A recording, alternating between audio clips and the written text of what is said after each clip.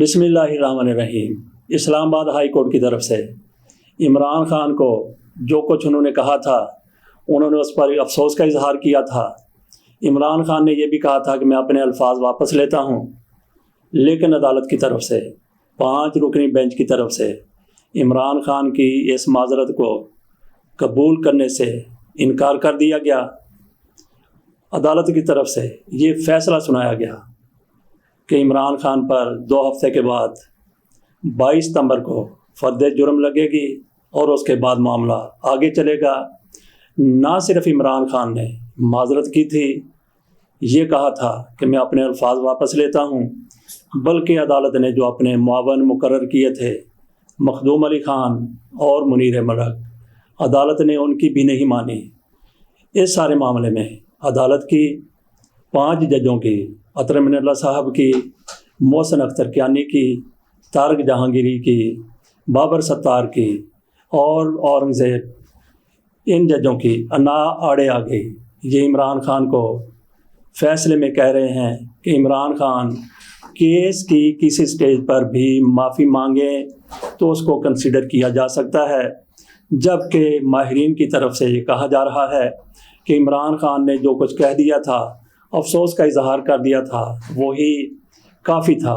لیکن جج حضرات عمران خان کو جھکانا چاہتے ہیں، ان سے یہ چاہتے ہیں، خواہش کرتے ہیں کہ کہ عمران خان ان ججوں کے سامنے ہاتھ باندھ کر معافی مانگے کہ حضور مجھ سے بہت غلطی ہو گئی، بلنڈر ہو گیا، مجھے معاف کر دیا جائے، فرد جرم عائد ہوگی۔ اس کے بعد دیکھتے ہیں کہ پھر کیا ہوتا ہے۔ عمران خان نے 3-4 مرتبہ اپنی بات عدالت کے سامنے کرنے کی کوشش کی، لیکن ان کو اجازت نہیں دی گئی۔ عطر من اللہ صاحب نے فرمایا کہ آپ کی بات آپ کے وکیل صاحب نے کر دی ہے۔ عمران خان بعد میں کہتے ہیں کہ میں وہاں پہ یہ کہنا چاہتا تھا کہ میں نے جو کچھ کہا، کیوں کہا، اس کی وجہ کیا تھی۔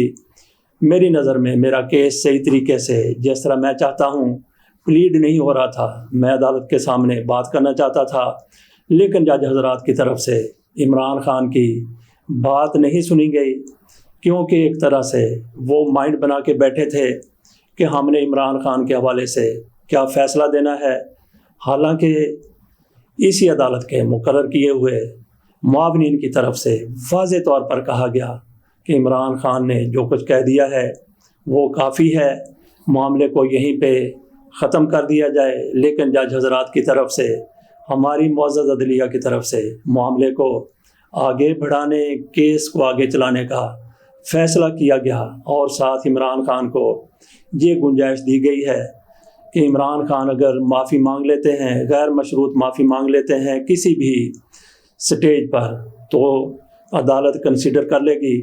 یہ کہا گیا ہے کہ عدالت کنسیڈر کر لے گی، اس پر غور کرے گی، لیکن یہ ضروری نہیں ہے کہ عمران خان معافی مانگتے ہیں تو ان کو معاف بھی کر دیا جائے۔ تو کچھ ماہرین، کچھ لوگ یہ کہتے ہیں یہ عمران خان سے معافی بھی منگوائیں گے، اس کی انا کو بھی مجروح کریں گے اور ان کو پھر سزا بھی سنا دیں گے۔ دیکھتے ہیں 22 ستمبر کو کیا ہوتا ہے اور اس دوران کیا ہوتا ہے۔ اجازت دیجیے، اللہ حافظ۔